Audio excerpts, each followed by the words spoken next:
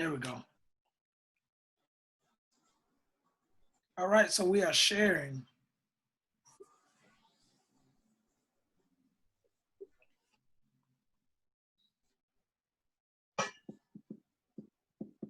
All right, so we've shared. We hope that you've shared. Tell somebody that the Brothers Podcast is live tonight. We got a great conversation tonight. I believe we'll be able to enjoy our conversation tonight. And to be honest with you, I'm excited about this conversation. Wait. Can y'all hear me good? I just gotta, okay. My computer just said like your internet connection is unstable. That ain't good. Pat, don't you say nothing. Don't you say nothing about my internet. So, but yeah, tonight's conversation, we're gonna talk about Father's Day is coming up. So we want to talk a little bit about fathers and the importance of fathers being in the lives of their children. And we're gonna deal with fathers on different levels, right, Sherman? Am I ahead? This the wrong week? What am I doing? Am I wrong? No, you. Oh, okay. Sherman, you were looking at me like, dude, that's not where we are tonight. All right. So yeah, so that's what we're talking about tonight. And I want to encourage you guys to get engaged on the conversation, put it in discussion. And so all of us, I will say, as we made note to earlier, we all of us except for Brother Aaron, have had one thing in common down through the years when it comes to our fathers. And it has been that our biological fathers were not there. And I won't say they weren't there because they didn't want to be or they didn't, any of that. It was just that we weren't raised by our biological fathers. But we did have men who stepped in and helped, who stepped in and showed us the way, stepped in and became father figures for us. And so I want to ask you guys, who, have you had that person in your life? Was your dad there? Or did you have somebody that stepped in and became that father figure? I guess because the other three of us, are related on it. And I want to ask Aaron this question, first of all. I guess I don't know. But Junior, my question to you is, what was it like having your dad in the house? Having your dad. We didn't get that. What was it like, man? No, before you answer that question, I did not ask how anybody's week was. So you guys just thank God for that. All right, continue on. How was your week, Pat? Man, it was good. How about yours? Man, phenomenal. When I tell you that, cool. Load up and out. That's what's up, man. I love the new stage, dude. Bro, man, you're doing it. To God be the glory. Sherman, that is a nice stage setup you got, though. Thanks, man. Good setup. Yeah. How was your week, bro? Me or Mac? Both of you. Y'all are some butts, okay? Yeah, just like that. Y'all are some butts. Don't say that. Don't say that on live. Oh, you're right. You're right. Go ahead, Aaron. Rub it in our face how fatherless we were. Well, because you guys didn't have your dad. That was the most insensitive question you could ask. But go ahead. And how am I supposed to answer that? So this is the moment where we find out what you've thought about us all this time, Aaron McNair Jr. Look at these little bastards. They don't have their dad, and I do. That's what you thought about. Oh, wait. What? What is your problem tonight, dude? I'm starting early, ain't I? Jesus, I've been on something. I wouldn't have said neither one of those. You wouldn't have said that was bad? No. I thought I felt your face. Who picked this host tonight? Hey, Aaron, you going to stop being on these discussions, huh? Make it to the next meeting so you can choose for me not to be part of that one. All right. For real. Ask that question. Go ahead. I'll take us somewhere. I'll find a way out of this. What was it like growing up with your father? I guess it was a source of structure and discipline. And I can say that his presence made a difference, being that my father didn't have a father present. And so his goal was to be all to me that he needed growing up. And I can see the effects in raising my own children. Okay. That's good. So hearing that, other brothers, hearing that, what would you say your comparison is other than, okay, would you say, because I like that you talked about the structure of it, because we'll get into the spiritual aspect of the fathering, and we'll get into the father figures and all of that, and why it's important for dads to be there and all that. But my question, I didn't mean to do, I don't know why I just did that, but my question is, do you feel like you lack structure at some point in your childhood or growing up? Because it was just your mom or just your grandmother that raised you, or however that went for you, for the other brothers? I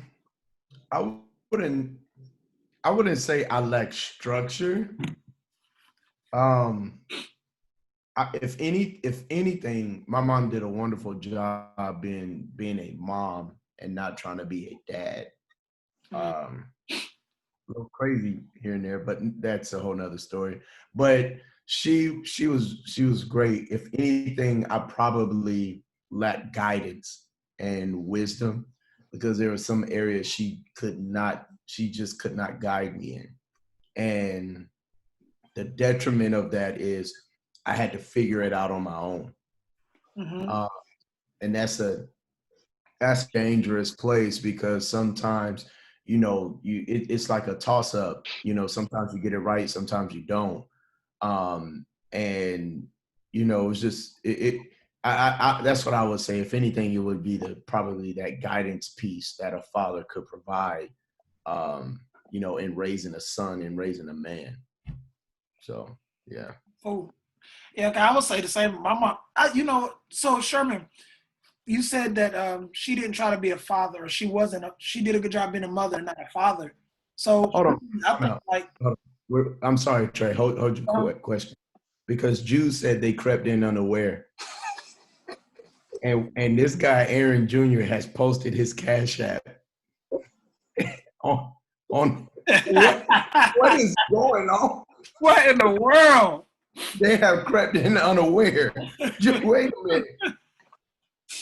Now, Aaron. I'm trying to get my Father's Day gifts. In that case, send us all some. Junior, let us know. Hey, turn your sounds on right there. Your sound notifications on. Because if we hear a ching, I'm putting mine in there too. Cash App sign. I'm just saying. But what were you saying, Trey? No, I was just saying. So a lot of, and this is not to our viewers. Continue to share, but this is not a knock against those of you single mothers out there who feel like you have to play both roles. But I want to ask you. You said that about your mom not being a father. So would you say that you could appreciate more that I don't want to say that she fulfilled the role of a mother rather than trying to play both parts just to make you the man that she felt like you should be? Well, I mean, naturally, there were times when she filled in both parts, if that makes sense, but unaware. And I mean, who can really say they got parenting locked? You know what I'm saying? In most cases, it's like for parents, even that, like with Aaron, he grew up with his father.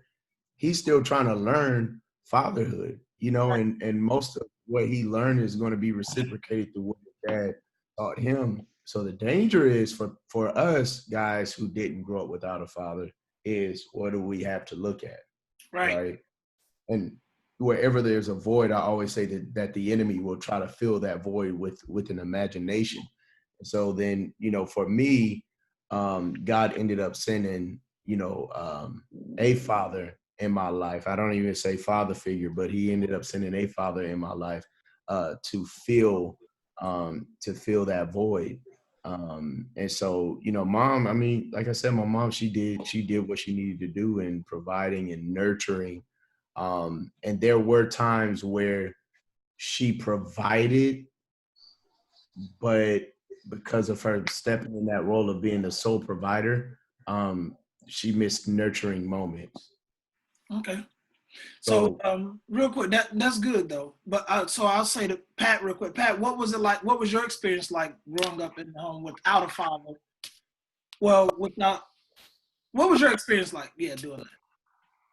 My experience was great. All right, guys. Have a great night, everybody. We're gone. I mean, no.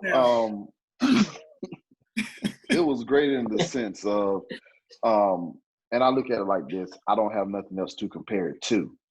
So, with me, the way I was raised, I can't compare that if I was raised another way. It could have been worse. So for me, my experience was great. That's the journey that God decided to take me down. So it made me who I am today. So it was great to me. Okay. I will say for me, if I could comment, I'll say for me, it was more so, I enjoyed my childhood with my mother. My mother was really amazing. She did the best she could with everything that she could and the resources that she had.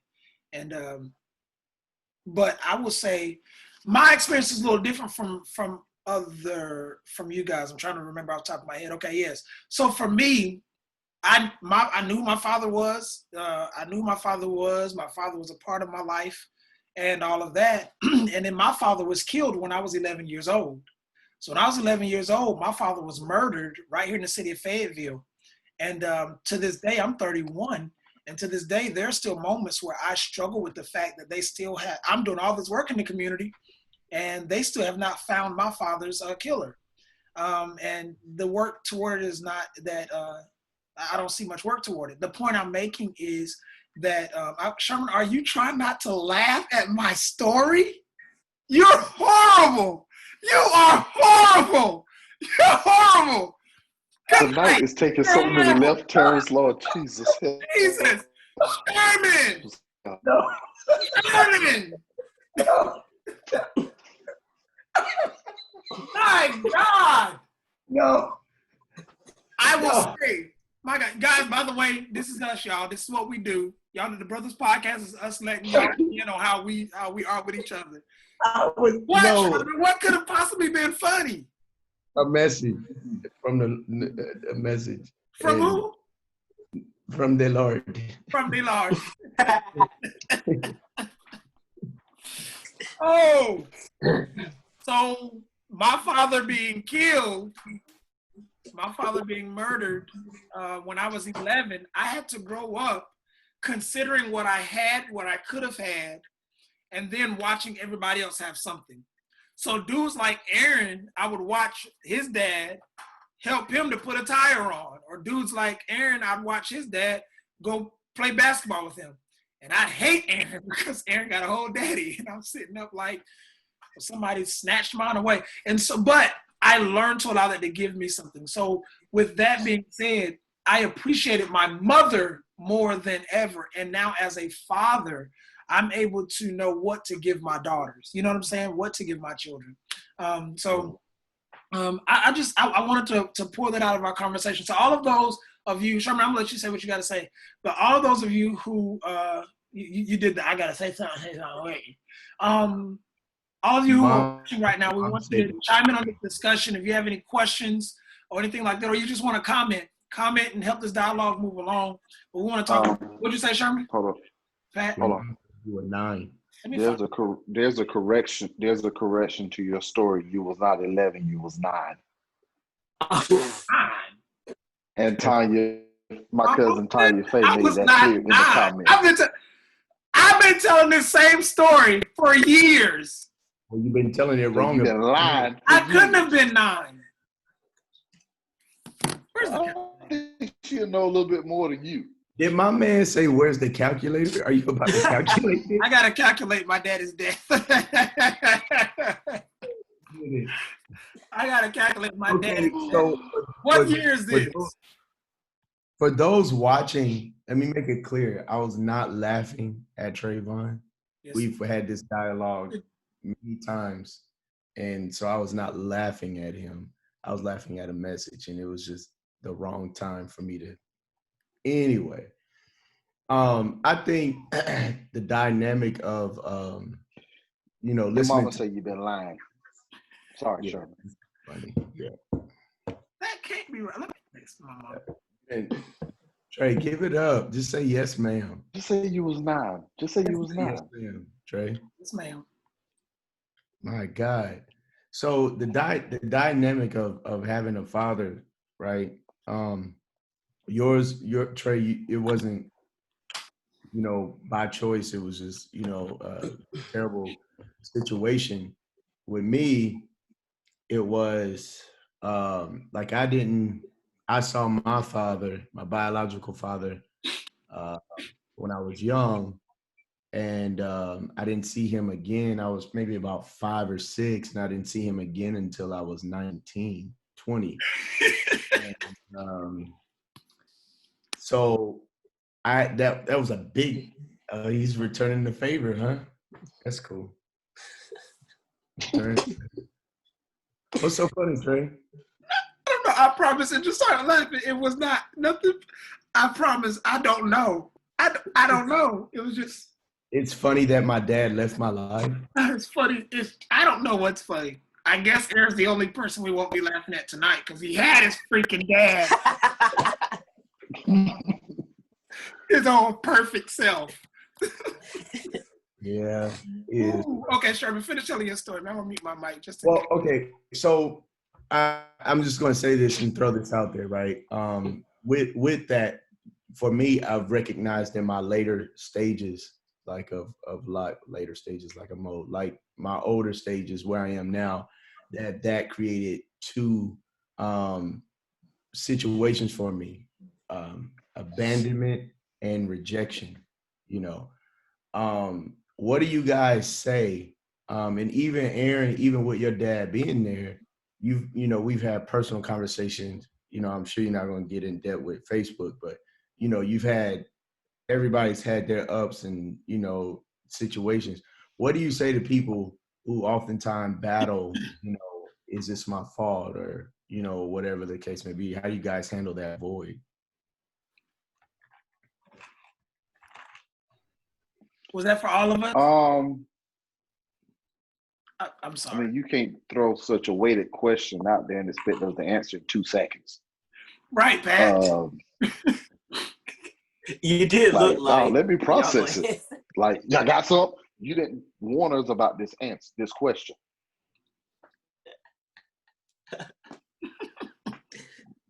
Patrick. Get him, Pat. Get him, Pat. We never, by the way, guys, we never see this happen. We never see this over here. This never happens. Patrick, you've been preaching for 47 years. Pull something out of that. And he went and dyed his beard. I see you. Okay, go ahead.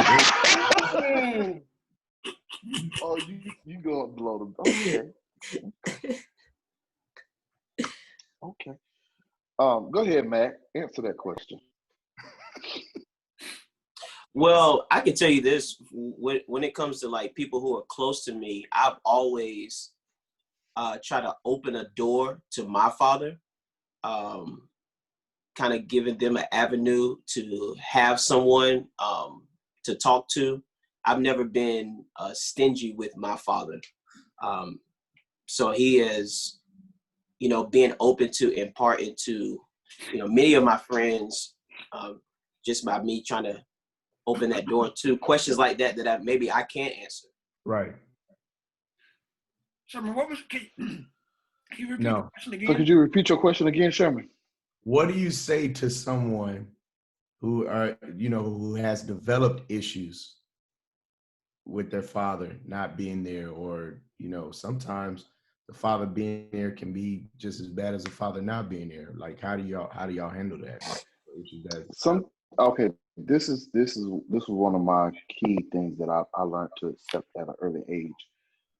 The possibility of them being there could make my life worse.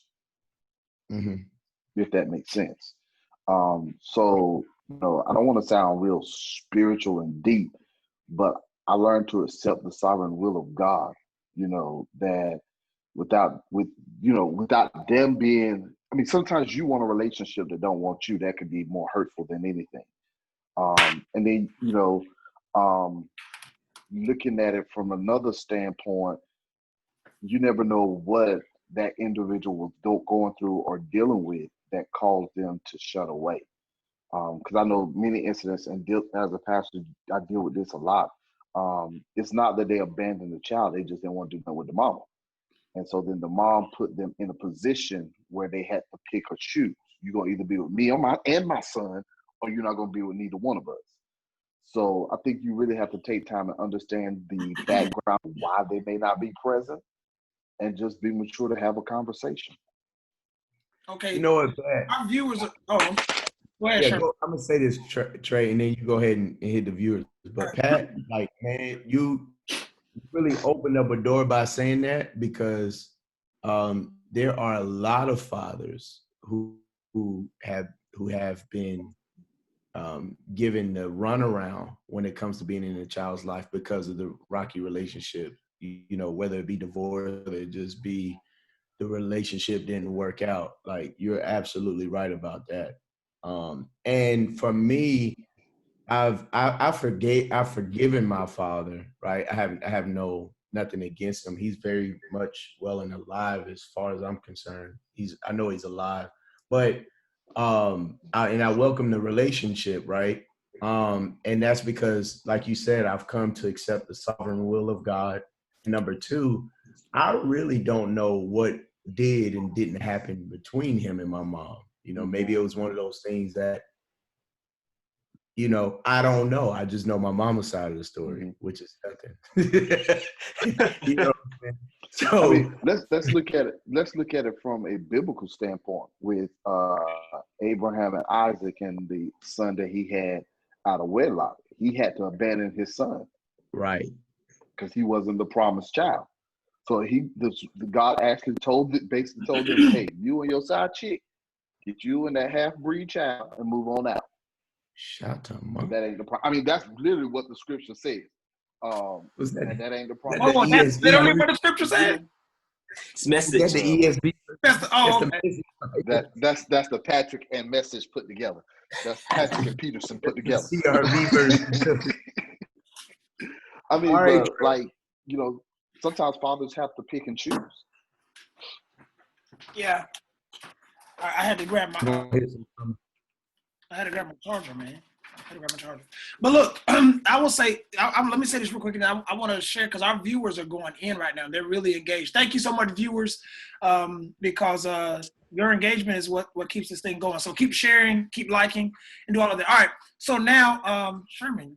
Okay. Anyway, so I want to say this. For me, I feel like I have there's a special place in my heart for people who have an issue with their fathers, male and female, both. And I don't know what it is, but it's like God always brings me close to people who have this, I'll use this word, but I use it respectfully, dysfunction amongst, between them and their fathers. And it always draws me back to the place of, you have a father. And a lot of people, and it goes back to what Pat said, don't understand the root of why their father may not be there. There are some people who feel like they know. But a lot of things are deeper than what, the eye can see. And so you may not know what that person was going through or dealing with or whatever when they decided to do whatever, or what kept them from continuing to be active in your life. And so with that being said, I always tell people, give an opportunity. Start to pray in a direction where God can give you that avenue for you guys to connect or reconnect. And I think that's one of the things that can happen. But I want to get into these comments real quick. I just want to chime in on that, on how I would normally handle it. So, they're talking. So hold on, let's go back to this one. Carolyn Barrett has this question, y'all. She said, what do you think about the dad in the home, but not really a dad? So what do you think about the dad who's in the home, but who's not really being a dad? Okay. I think that's just as worse as an absent father. Yeah, if not worse. And I really don't.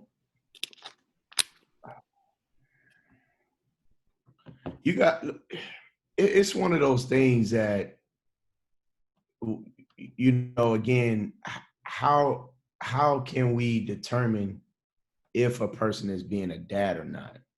You know what I'm saying? Right. Like what's that movie, Fences, the one with Denzel Washington, and how his relationship with his son was like rocky, but at the end of the day, it was Denzel's hardships and you know, him being hard on his son, that caused him to be the man that he eventually ended up being. You know, we could say, I ain't gonna use them examples lest I get thrashed, but we can say, you know, a lot of the fathers who pushed their kids to, you know, do this and felt like they did too much, you know, and it caused them to end up being greatness that the world enjoyed. You know, how do we determine that they were not the father that they needed to be because they didn't use the methods that we think they should have used? Right. You know, that really, we can equate that to our relationship with God, you know, to God being our father and allowing us to go through things, or allowing us to go through sickness, or allowing us to go through hardships. And then we look up God and be like, what kind of father are you? Why would you let me go through that? So, you know, I think sometimes we have to be very careful in how we, you know, determine, you know, a father, you know, or you know, somebody being in the home that they weren't a good dad or whatever the case may be. Okay. You know, I think a lot of times what we do is we have society and we let the Cosby Show to determine what a good father looks like. And I think that could be a downfall because a lot of fathers and a lot of men know how to father. And so you can't expect something that they don't have the ability or what they don't understand how to give. So I think, again, now I personally think having the male figure in the house does not necessarily make him a father. Right. Because you can be there and be absent at the same time. But again, I think we really have to dissect that and look at it. Did he grow up with his father? Mm-hmm. And so a lot of times what happened is we end up recycling came through in our past or how we was brought up. I think that's good. All right, let me go on to this next comment, if I can. It says, Jessica J says, and what happens when there are issues with abandonment and rejection? It can be it can then be projected into relationships in adulthood, which can be tough for the person on the receiving end. Kind of goes back to what Pat was just saying about the environment that person grew up in, or that father, did he have what he needed, you know, growing up, and is what he perceived to be fatherhood projected out. So, yeah, so. Let me say this on that. Let me say this. Let me say this on that. I think a lot of times the problem is we go into relationships and we're still wounded ourselves. So you expect your boyfriend to be your father. You expect your husband to fill the role of your daddy or fill that void, when we really have to deal deeply and have that conversation and seek help for ourselves to come healed with the abandonment and the rejections we dealt with. Because then what we do, we get, and I see this happen a lot in marriages, especially from a female standpoint. They get married and then they expect, because their dad won't there, then every time their husband is doing something else or he not home by a certain time, they already start thinking he's rejecting them, he's abandoning them, he's out doing something else when he's just stuck in traffic. So I think we have to really deal with our own personal abandonment. Okay, that's good, Pat. All right, so look. Matt was going to say something. Go ahead. Oh, go ahead, Matt. Dr. McNair was going to say something so wonderful. I just feel it in my spirit. Go ahead. No, you covered it, man. You covered it. See, now I'm not sick of you making me look like a false prophet. Say what you got to say, man. Say it, 'cause he said, you're not false. You said what I was going to say. So you're a true prophet. That's you practice that. That's what you came up with. If that's what you came up with, you could have said that. Oh man. Okay. All right. So look, a moment ago the question was, you know, basically about what about a dad that's in the house who's not really been a dad. I just want to read some of the comments that came back. Ernestine Ford said he's sorry. Somebody else said he causes more damage. I think that's true. He's supposed to be setting the example, but some dads don't know how to be a dad. Somebody else said so much to type, but so much to say, but it's too much to type. All right, and so I just want to read a couple of those before I go to this next question. Let me say this. Erica says some dads feel like throwing money is being a parent. At the same time, some moms don't allow men or fathers to walk in their role. So This is kind of what we said earlier. Okay, I want to go into this because everybody in this podcast is a pastor and a father. Brandon, except with the exception of Brandon, at this. Cassidy. Say it again. We got Cassidy. Oh yeah, Cassidy. That's right. Brandon's a dad. That's right. Is Cassidy your niece or your nephew, Sherman? My nephew. Cassidy's definitely a girl dog, Brandon. Sherman. Cassidy's a boy. I'm just messing with you.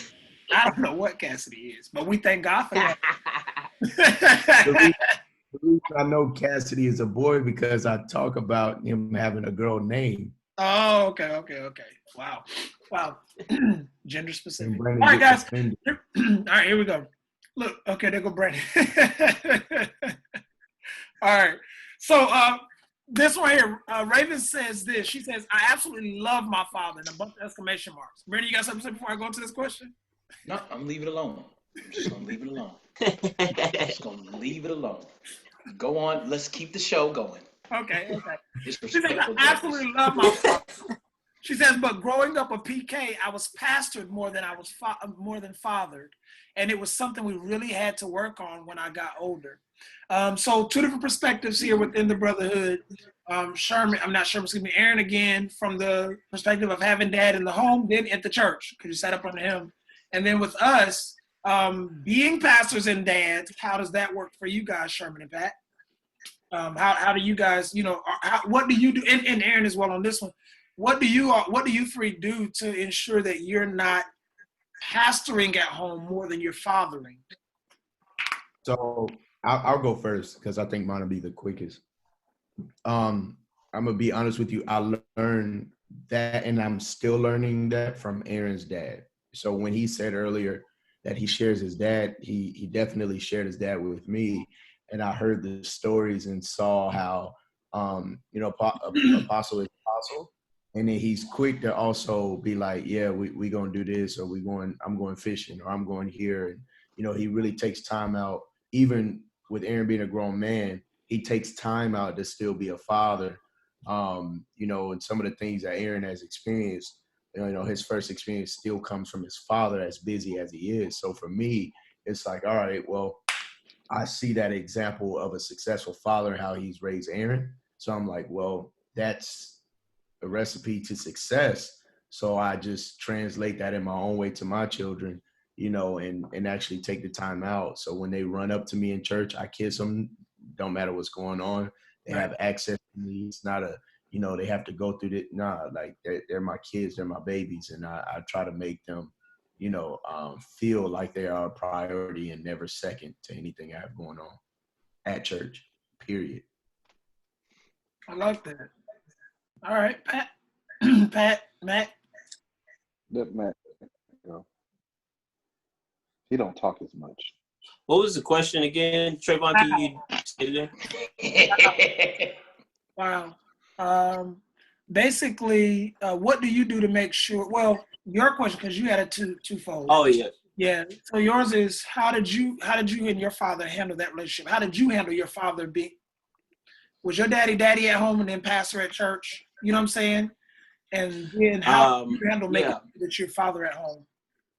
So I think my dad had a great balance between the two, of being pastor at church and dad at home. I can honestly say he had a great balance between the two. And I think that he mostly had to remind me that I'm your pastor too. So in various situations. But I think that fathering my own kids is kind of easy not to be pastored because they're 5 and 2. So they don't really need a pastor right now. So, get off the iPad and get in the book. No, but honestly, man, it's my wife is the balance queen. So she keeps our house in a good balance of church is church and home is home. And I think that's helping us along the way. And I don't want one of the things that I can say is my father did not press Christianity. He did not press church on me. And so I think that's what helped him helped us have a great balance between home and church, was the fact that he didn't force church on us. We were PKs, but he didn't force it on us. And same thing with my children. I want them to be very successful outside of church. I think that by me being a pastor, it's going to be inevitable that they sing, inevitable that they play instruments, or, you know, have that churchiness about them. So I think that my focus should be raising them to be successful outside of church. Love that. All right, Pat. For me, I look at it from the standpoint, I'm not a pastor who's a father. I'm a father who is a pastor. And so, honestly, how I pastor follows how I father. That's why I have a lot of people in my church that look to me as their spiritual father, because I pastor them like I pastor my children. And, you know, because even with them, I have to discipline them. I have to chastise them out to correct. I have to praise the whole nine. What I try to do in my house is, you know, my children know, they know I'm a pastor. And again, I have young boys and they love church. But I'm not the type that put them in church or have them in church every day of the week. And as PKs, I tell my church as well, don't put my children on a pedestal. My children run around the church just like yours. My children gonna have a smart mouth just like yours. So don't put my kids on a pedestal because I'm the pastor. So, you know, I think balance is everything. And I think when children see that good balance and know that, you know, that my father is in ministry or my father is a pastor, they appreciate that in the long run. That's good. I think that's good. You know, I think we have to be mindful that as fathers in ministry, that we help our children to see a reason to choose Jesus. And in that, we can't force something on them, because anytime something was forced on us, we didn't enjoy it. You know what I mean? Right. So I think we have to be mindful of that. And let me ask this question to even our viewers: how many of you guys had your not just your fathers, but even your mothers, to force something on you, and you didn't really, you know, it didn't sit well with you, and so because of that, you had to really navigate your way through life a little harder just to make sense of everything, if that makes sense to you. So, you know, and I asked the question because, what'd you say, Brandon? No, I was gonna say Shirley forced me into church. I mean, it may have helped me. You know, like. But that's what I'm saying. I'm not saying it completely caused you to turn away, but during the time that she was forcing you, were you happy at the time that you were being forced about the force? I wasn't happy when I got spankings. Right. And I wasn't happy when I got punched. I'm just saying I wasn't happy, but I'm just saying it. I don't think that I don't think the job is to make me happy. It's to raise me. So, right. You know, yeah, that's so. I think that there's there's a reason why that you may force me to do something, and I think that's the that each father has to ask for God to give them the wisdom on how to do that. Yeah, I think that's true. But now what I was saying about being forced is like not so. Okay, great example. At the moment you were forced and you didn't enjoy it. However, seeds were planted and you still had to navigate your way through to find who you were, you know? And I believe there are people, period, who do have to navigate through life to find who they are.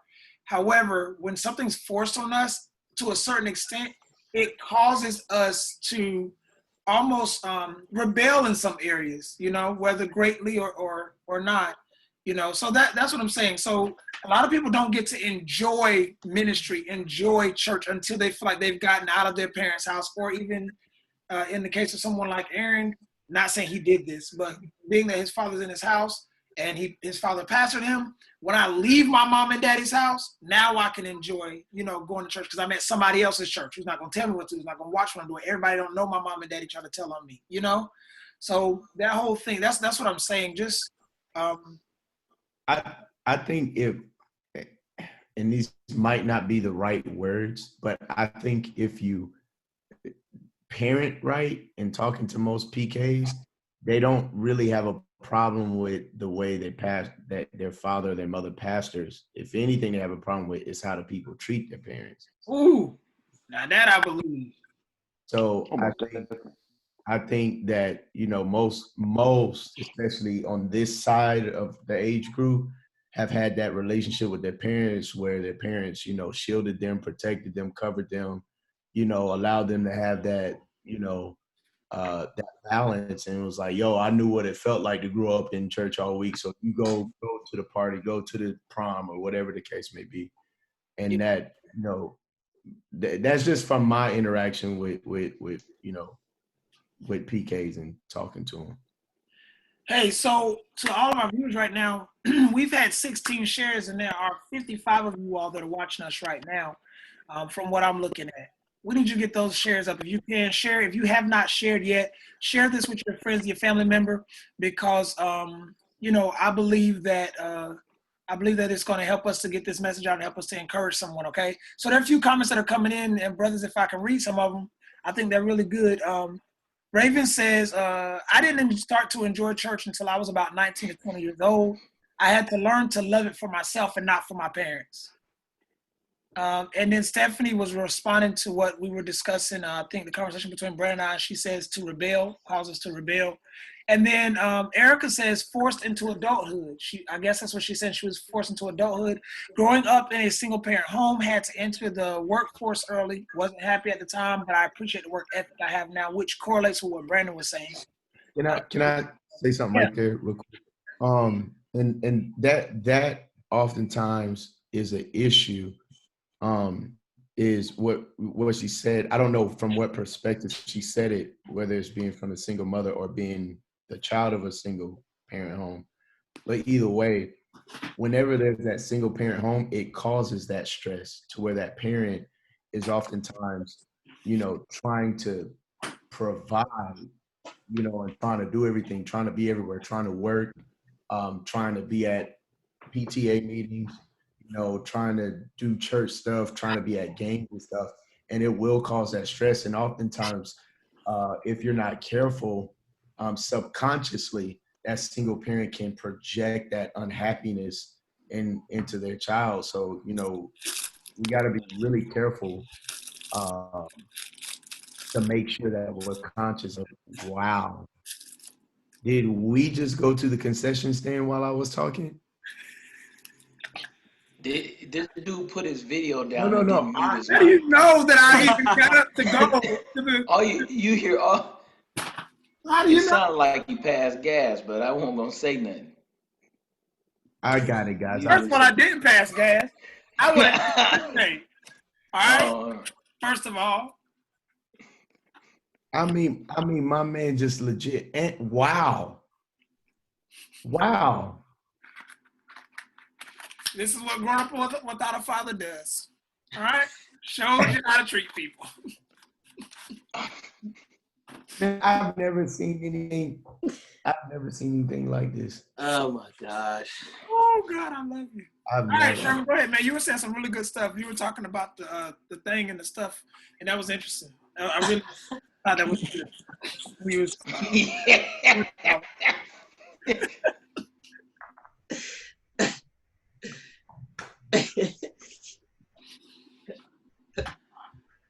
Amen. You hillbilly.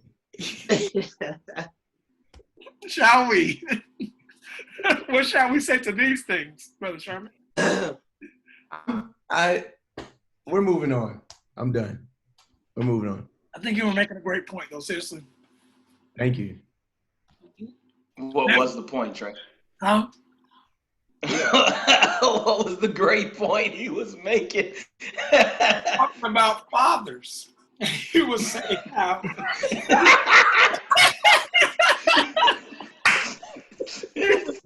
I mean, he was bringing it to us, you know? Yo, man, come on, Clearly, bro. he was talking about single parent, a single mother. And how they can project their feelings onto. The difficulty of raising. Did you want to finish it on a serious note? Yes, Okay. yes. So that was from the perspective, and then from the child's perspective, like Erica said, having to go out and to work earlier than what they're supposed to, and not work as a means of learning responsibility, but work as a means of survival. Mm-hmm. Because it's like when you're in that single parent, you need all hands on deck, right? Versus growing up, in a dual income home. So now, as a child, you work because your parents are trying to instill in you responsibility, and you get to save to buy your first car instead of saving to, pay the light bill and keep the lights on, or whatever the case may be. So, it's definitely important for fathers to be in the home. And then someone said earlier, not just throwing money in the home, but actually throwing wisdom, having that synergy of both, being a great example and a great provider. I still can't believe you went. All right. Well, let me read these few questions because we got a segment coming up. So, man, that ain't what I was looking for. Hold on, y'all. I got to get back to, okay, here we go. All right. Because I want to read this comment that Ashley had. Not Ashley.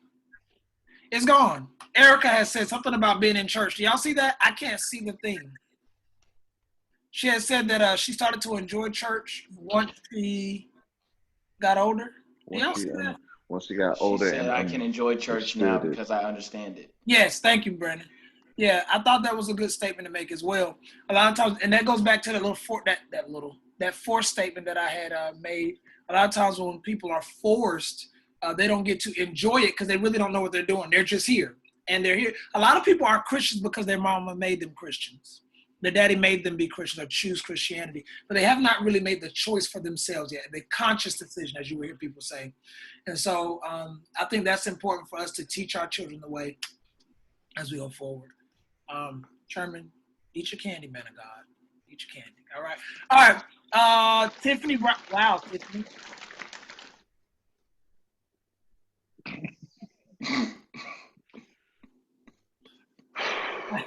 I don't know what that meant. But bump you, Brandon. Forget you. Somebody said they had to start paying bills at age 16. I did too. Yeah, I was gonna say me too. I had a beeper, and so I think there was a difference though, because he was saying he started paying bills at the age of 16, as Sherman was saying, for survival. Mine was to teach me responsibility. Yours was to what? Teach me responsibility. And that's the thing. I think that we need fathers, and this is now we're going to shift into the spiritual aspect for just a moment. Then we're going to go into our Ask the Brother segment of tonight. We're going to skip our segment tonight of One's Gotta Go. All right, if y'all are cool with that. If y'all ain't cool with that, then we ain't doing it. I think we should do One's Gotta Go. You think so? Yeah. Let me help. That dude took his video off too. Oh, jeez. I'm gonna stay off the screen. Oh my God! I'm gonna eat my Pop-Tart, but I ain't gonna talk about your mama on Facebook. No, you talk about my mom. My mom is somebody that I don't have to defend because she'll handle her business herself. She don't care how old you are or young. My mama. So true, guys. Very true. Mama has taken little kids and turned them upside down. I mean, all kinds of stuff. Y'all pray for her. You let her hear it, she gonna come. I think fathers bring structure. I think fathers, and not to say this is not what I'm saying now. What we may say that stems from this is not to take away from mothers, but fathers bring forth a structure, and I believe that that's necessary in the lives of what we have today. I think a lot of people who miss fathers, who miss having their fathers, they lack structure if they don't have even a father figure or someone to step up in their life to be there for them. What do you all think about something like that, or a statement like that even being made? I'm sorry. Can you state the question again? Trey, we told you about these dissertations that you call questions. I don't listen until he gets to the end. Thank you, Patrick, because the end is the question. What do you I think? build up for the question, and that's for the audience. I'm sorry. I mean, I personally say nobody goes through life without being fathered on some level. So I guess that's all I gotta say.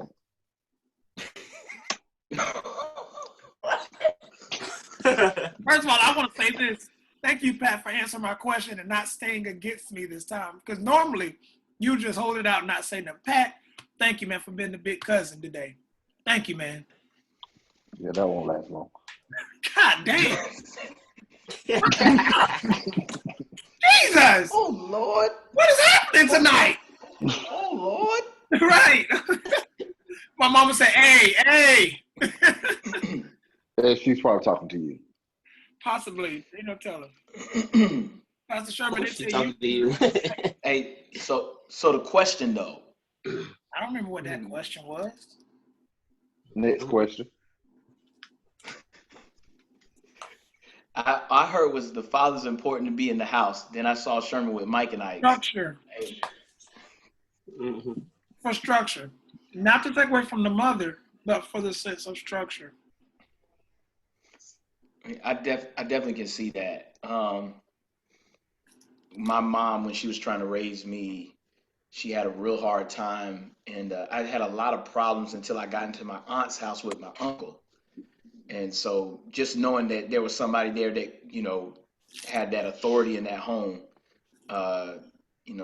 made me kind of get in line. So I do see where you can say that structure, you can see structure from having a father in the home. And so, yeah, that's a very true statement. Sherman, what's up, nasty? Is that Mike and Ike nasty? It was. I think it's important because, like B said, I had structure. I raked leaves. I had to go and take the trash can to the front. Even if it was a Saturday, I had to get up, at a certain time. Just having that male influence, that male voice, that male dominance. I think it was important. And I would say this: most females raise, especially raising sons that don't have the quote unquote father figure, they know what a man should look like, and they're gonna try their best to steer them in that direction. So, if they're in a house where, like for instance, I know one individual, there's no male there, but she knows what a man's supposed to do. So she ain't taking out the garbage. That's her. She made her son do it. Right. She ain't pumping gas. She makes her son do it. Even though the male is not there, she's training him up to be a man, even in the absence of a man. Yeah. So I wouldn't say that structure, like you said earlier, it's not to take away from women, because the female gender can't do it because they know structure within themselves. I think it's an extra force because most women are more emotional or more of a nurturing creature than the male. Where, like I look at in my home, for instance, at a certain time, I'm like, okay, at this age, you should be doing this. My wife be like, she might, be a little bit more lenient with it. I'm like, no, let's do it now. So I think it's a good balance between the two. Yeah. And I want to shout out real quick to all the dads out there who are being single fathers, who are out here raising children because of whatever. That's a strong we can't forget that there are males out here who have to take on the burden. Take on the responsibility of actually raising their children. And what made me think of that, Brent, I know you was going to say something, but what made me think of it is when Pat was just talking about taking out the trash. Is it bad that I make my daughters take out I don't make them take the trash out, but I make them, I don't make them take the trash out. But they have a trash can in their room. There's a trash can in their bathroom. So I make them take the trash to the big trash can. You know, I don't think that's bad. it's a responsibility. I don't think that's bad. Teaching them how to be clean. Yeah, being that you cleaned it up, yeah, it's fine. I thought you were making them take it to the Outside front. to the trash. No. What I'm saying. What stop are you running over there? Right. No, I'm just saying. So I think that level of responsibility comes from a single mom or single dad. We have to remember that single parents don't just have a gender, you know, and we think that a lot of times. But B, go ahead. Hope I can remember. Pat was talking about the mother raising, the son or things of that nature. I also think that God will with God's grace will put that child in the positions that he or she needs to be to get the right the parenting and those examples that they need. For my case, I'm thankful at this point with my father. My father's completely different than the man I met when I was a child, right? So it was timing. It was God's timing to make sure that at that season of my life, I didn't have him. But now we're able to have, the relationship that we do have. So, and I was able to glean from other people while I was growing up, and now, we're able to work. So I think that, whatever God needs to have happen with those children, and just looking at my life, it was my uncle, it was my other uncle. It was, they stepped in. And so, you'll get what you need. That child will get what they need, I think, and that's God, provision, especially if you're trying to raise a child right. Yeah. Okay. And that's why I made that statement earlier that nobody will go without being fathered. Be it that it's a good sense or a negative sense. I don't think nobody will ever go without having that positive, even from a positive standpoint, without having that positive figure in their life. Pat, I want to say this because I want to say that I think someone can go without it, but it's by their choice. You know what I'm saying? I believe that positive figure is going to always be present or have that attempt to be there. But some people don't submit, and that's why they don't have that father figure. And that's even on the spiritual level. Some people don't submit to, to be father. But the flip side is they're being fathered from a negative sense. One more time. Oh well, yeah, absolutely. Because some people are abused. So they are being fathered one way or the other, either positive or negative. Either the streets are being their father, or a positive male figure in their life is being their father. I see what you're saying. Amen. All right, let me tell you how. You understand me in content and in context? Pat, don't get me started. Ask the brothers. All right, wait. Let me say this, and then we go to Ask the Brothers. Miss Faye Higgins. She said this. She said, "Good evening. I'm late to the party, but I raised my son as a single parent. After I scared the fire out of him, he thought I was a man." She says, "He took responsibility and done just what a young man should do, and he respects women today because of it. He cut grass, or I cut him. He took out the trash." Wait. He took out the trash. If not, he knew I would take him out. Well, we thank God for you. We thank God for your son and his obedience. Listen. And I tell you, she's a member of my church. She means every word of it. Listen, that has blessed my entire life. Oh my goodness. All right. So again, kudos to the women that's making it happen. Say it again, Pat. I said kudos to the women that are making it happen. You sure lost a life in that when I asked that question. So I'm tired of repeating myself with you. All right, so tonight, y'all, it's time for our What just happened? Ask the Brother segment. This is the segment of the show. Again, we do the ones gotta go, but we're gonna skip that tonight for time's sake because these questions we have right now is a little different. So we want to ask you guys to join in on the conversation as well. And we don't know these questions; they just come in. We want to encourage you to send in questions as well to the Brothers Podcast inbox. Sherman threw me off. All right. So here's the question, y'all. This question comes from somebody, and it says, "Okay, I have a question. for the next time y'all go live. Well, we know that already. That was my bad. It says, what if your pastor who's married comes on to you? Oh, share button. I'm sure y'all are sharing now. What if your pastor who's married comes on to you? Like, does that mean you should leave the church? Should you tell and let it be known, or what? Not sure if you, not sure if you could continue going there knowing the pastor thinks a certain way about you. And there's a second part to this question, but let's answer this first part first. The best of our knowledge.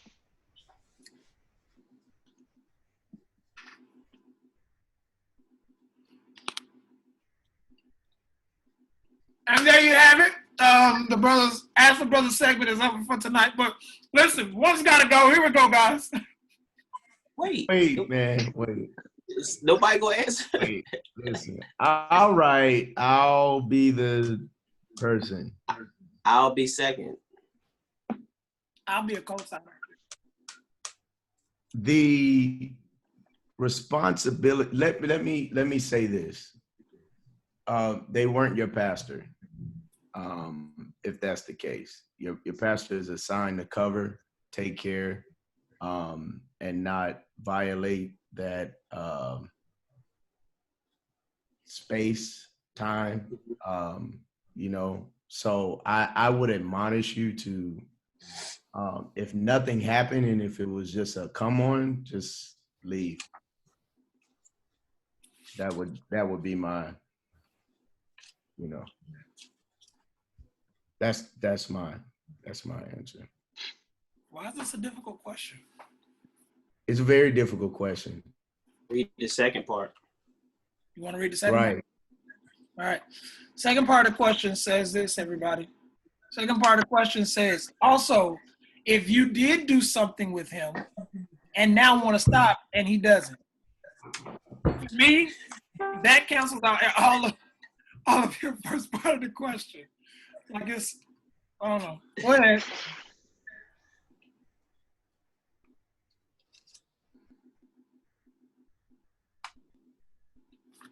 Okay, let me say this. I said it on social media,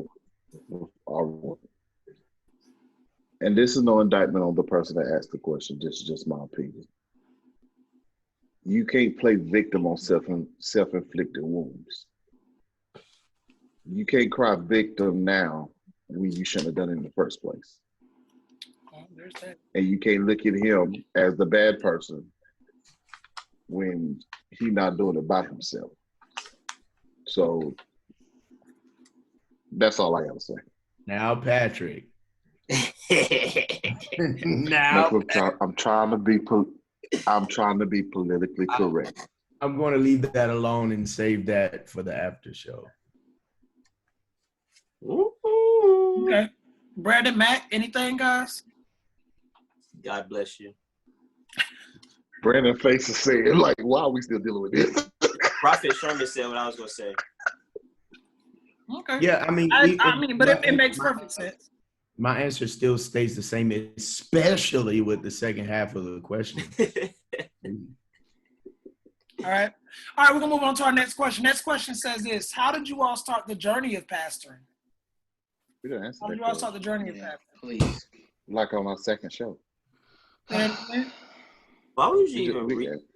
it's in the thing. Let me tell y'all something. Hold on. That's like from 10 years ago. No. Hush. Let me father y'all real quick and tell you something, all right? Listen to this real quick. Let me tell you. The way you just took me back to a place that I almost thought I was delivered from. Let me digress for We a knew you moment. weren't delivered from it in the first place. All right, so look, Joey. What's up, Joey? What's up? What up, nephew? No, don't go lay down. Don't go lay down. Let Joey answer that question. Let him answer the question. I'm sorry, Mike. So let me tell y'all something. Our viewers cannot see what we can see. If we answered it 15 years ago, they don't know. Just answer the question and let's move on. We're repeating ourselves. I know. We definitely. I read. We that did a question whole myself. show on that. But I this was playing person never got that basketball, question and a answered. voice from heaven. I'm going to tell y'all, here's my answer. I had low self-esteem and I wasn't succeeding in the work in corporate America. So I thought that starting a church was going to make me feel better about my And he's saying this stuff with a straight face, and he shouldn't, because someone's going to And I got tired of playing the organ, so the next step up was pastoring. step up. I was playing basketball, and the Lord began to speak to my spirit and said, "Take up thy kindred and move to Raleigh."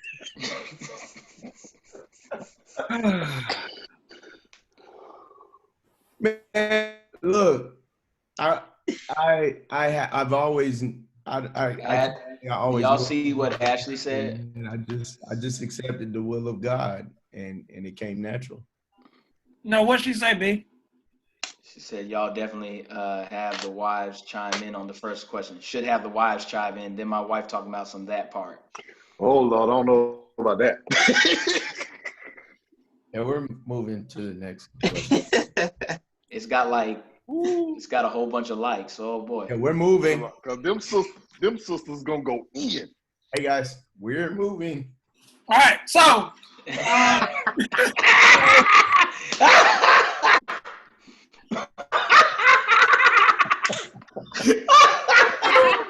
I'm sorry. Okay. Oh God. All right, last question. Last question, y'all. Last question. We haven't answered this before. All right, this person says, holding a title or position in the church, should you be sat down or reprimanded for going to do? Yes. For what? I just heard sat down and reprimanded.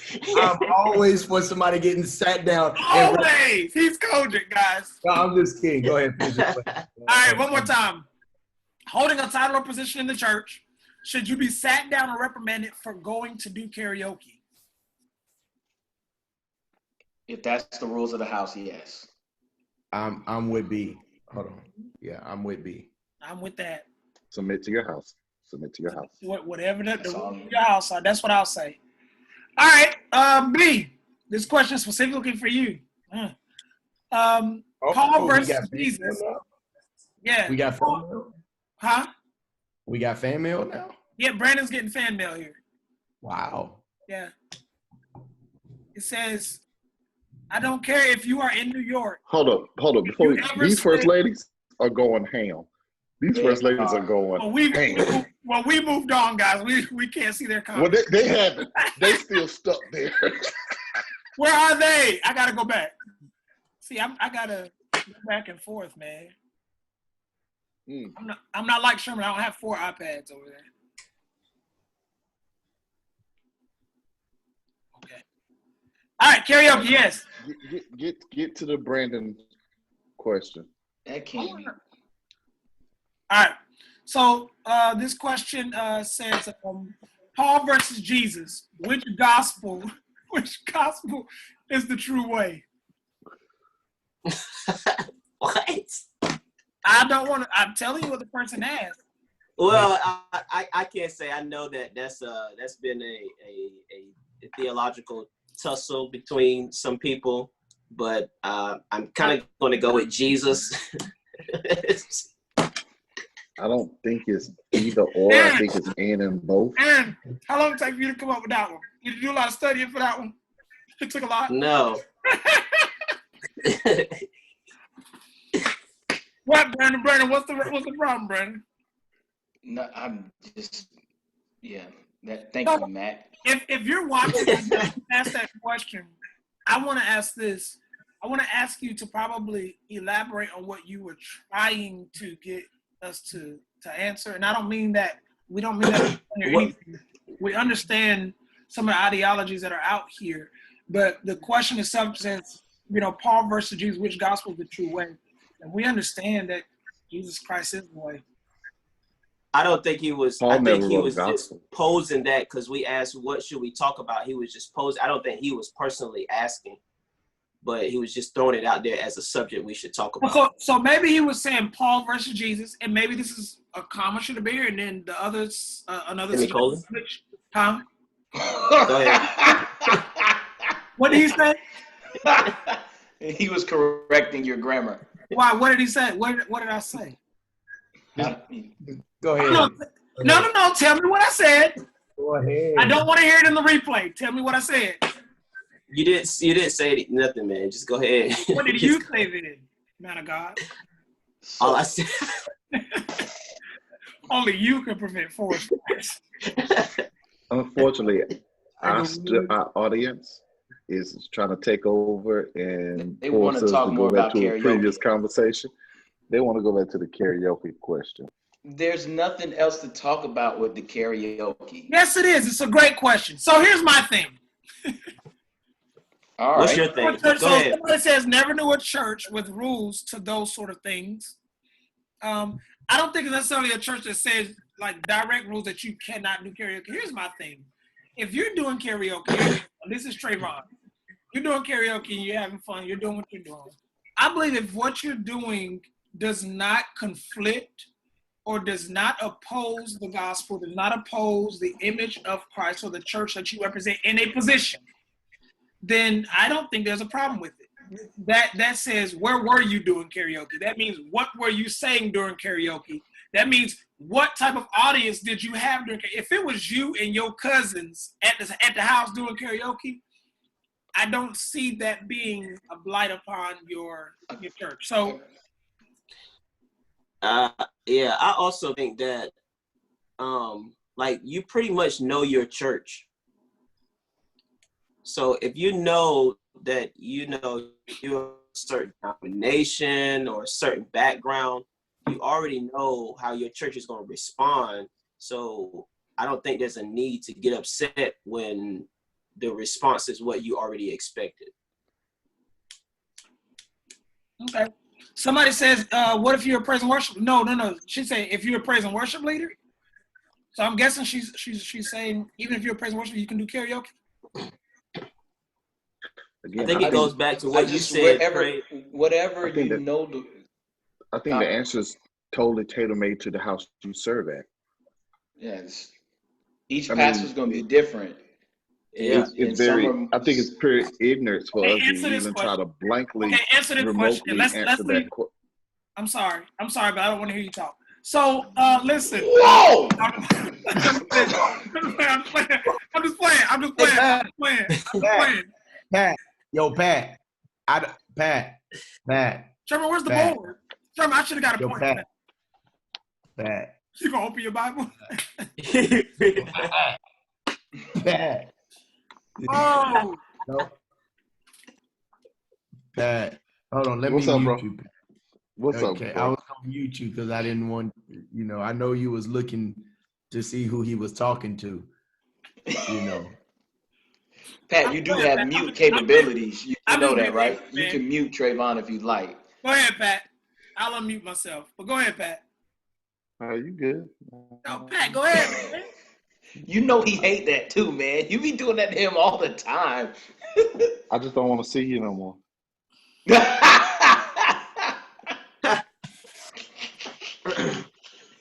All right. So here's a question for Brandon and Pat. No, this is for everybody. So, no, Blaine, You still dismissed. karaoke, is doing karaoke a sin? Is there sin in doing karaoke? Let's start right there. Let's forget about being sat down in the church. Is it a sin to do karaoke?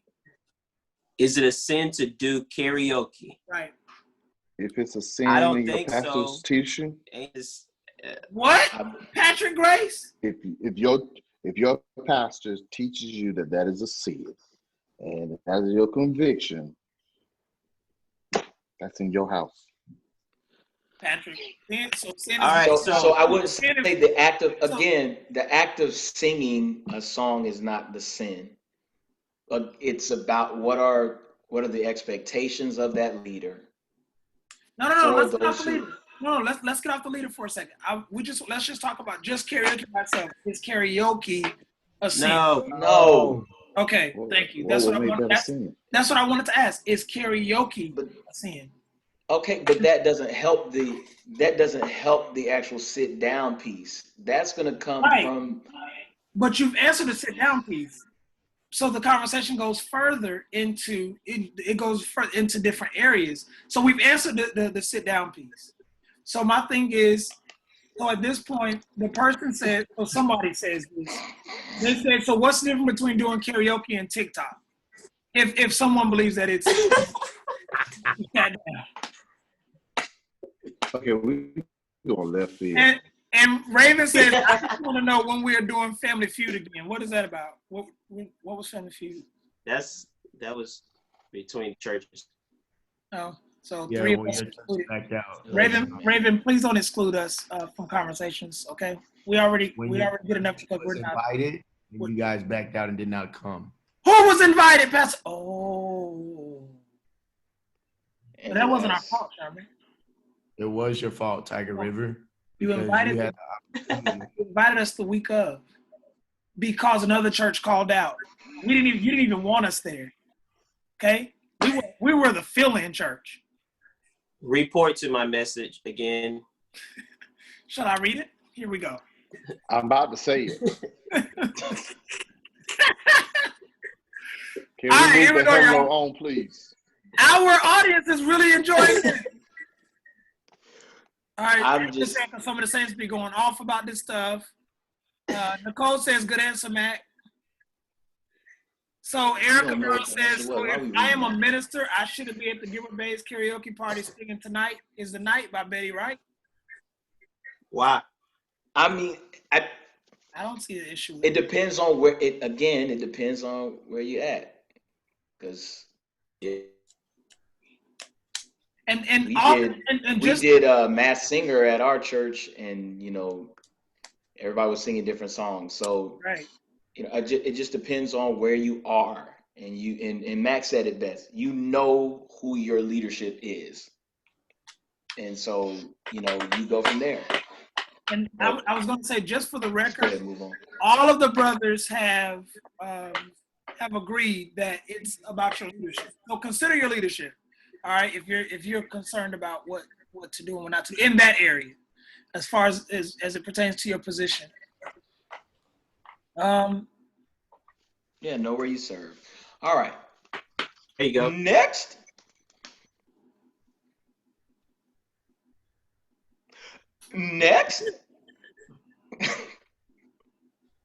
Faye Hagan said to tell you, Patrick, she says, I ain't going, Pastor, don't worry.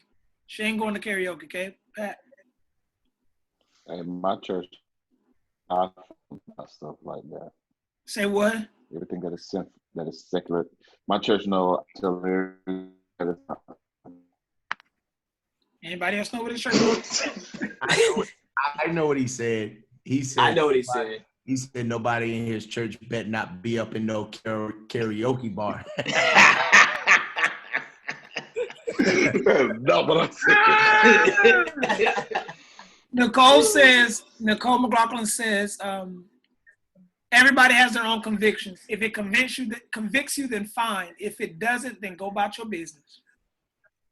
There you go. I agree with that. So go about your business to the next question. There were more questions.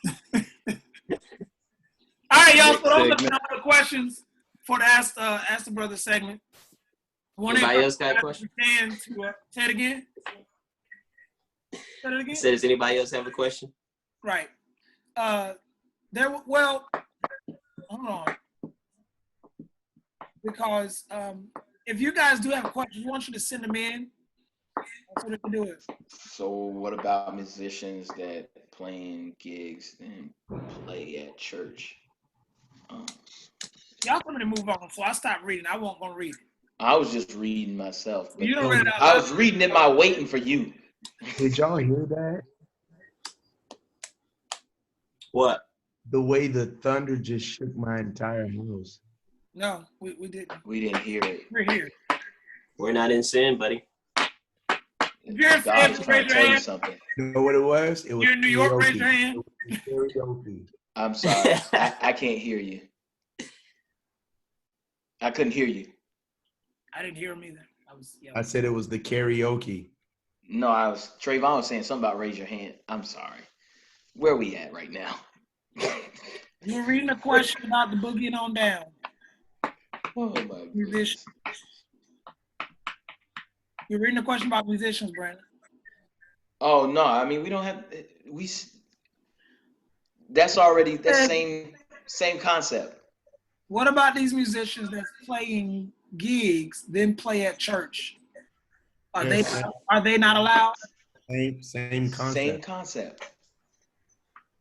Same thing. But you also got to look at someone Just that's different their instruments. livelihood.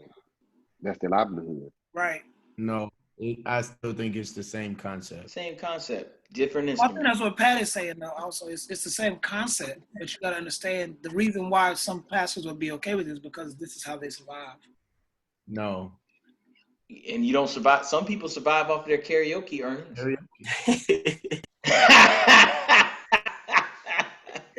Get back on the good side. I'm done. All right. Wow. Well, tonight's been a great show, Why man. we It's been a talking great about conversation. karaoke? Father's Day is coming up. Sherman, you're a father. How many children you got and how old are they? Go. I have 3. Wow. How old are they? 13, 6, and 4. Wow. 3, 4. Okay. Aaron. How many Huh? children do you have and how old are they? I have 2 children, and my daughter turned 6 on Sunday on Father's Day, and my son is 2. Awesome. Pat. I'm a father of many nations, and they range from 0 to 99. He irritates me. Oh. All right, Pat.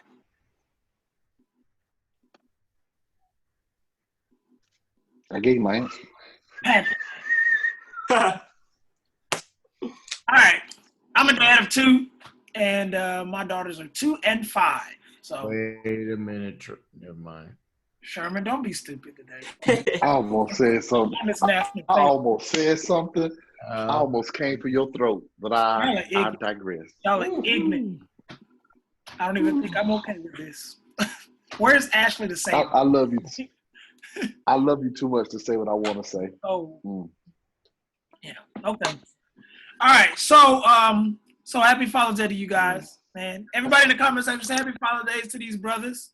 Happy. Y'all not Father's gonna Day to keep disrespecting Brandon either. Brandon is a father. He's a spiritual father. He's a godfather. He takes great care. Don't play him.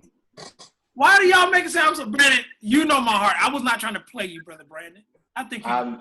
First of all, it's pastor. Look,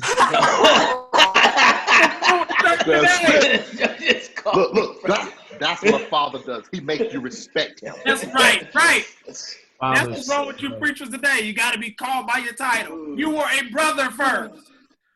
Yeah, and I got over that hump. You ain't get over that hump. Thank you, ladies. Now he's a father not to return. Thank you, Raven. Thank you, Ashley McNair. Pastor Mac, Pastor Brandon, Pastor Pat. Brother Trayvon. I'm okay with that. Hey, and elevate me all you want. I'm a senior brother. I tell people all the time, when I get to heaven, he ain't gonna call me pastor, reverend, evangelist, or none of that. He might call me when I get there. There's definitely a pastor section. He may just say, "You wicked servant, depart from me. I know you not."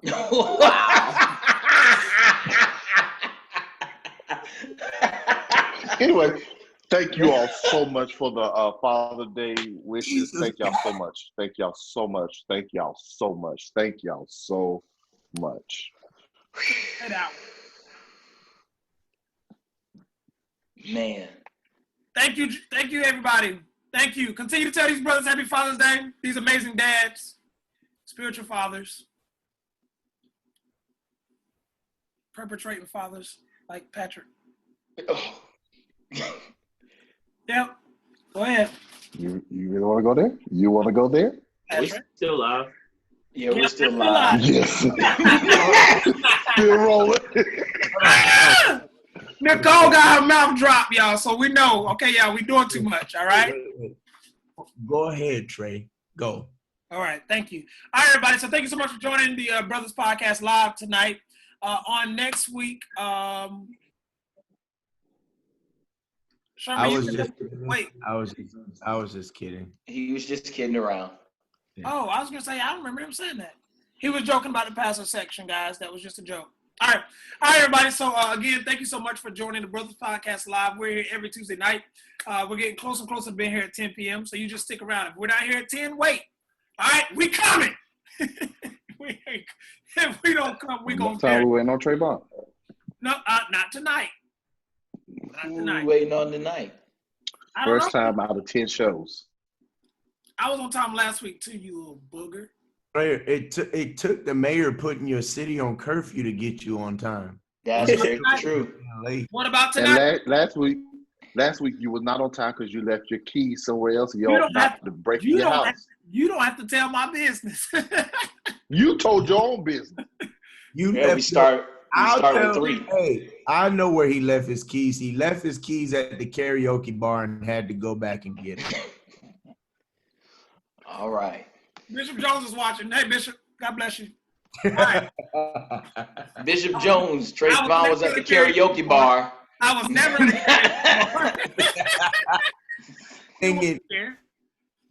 singing Dance With Me What do you Tonight. think at the bar, Trayvon? Those are the questions you pastors need to be asking. All right. Anyway, all right. So again, thank y'all so much for watching us. We've enjoyed you guys hopefully you've enjoyed us. Again, don't forget to tell these brothers Happy Father's Day if you have not done so yet.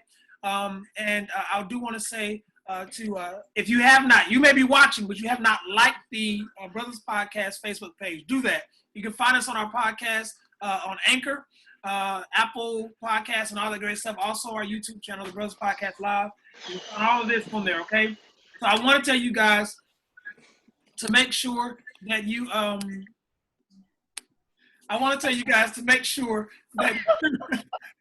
first time I've ever been able to use that. Thank you, Nicole. Don't come from my. This dude thought I would mute him back. Don't you mute me. I almost kicked you out the whole video. Again, we are getting ready to go. Don't come for his don't moral forget to compass. And next week, he is back here at 10 p.m. And is there something else I normally say? No? All right. Nah. All right. We'll see y'all next week. Good night, everybody. Pleasure. Oh, don't forget, submit some questions in, all right? Please. All right? Peace. Good night, everyone. God bless you. Heaven smile upon you. Goodbye. All right.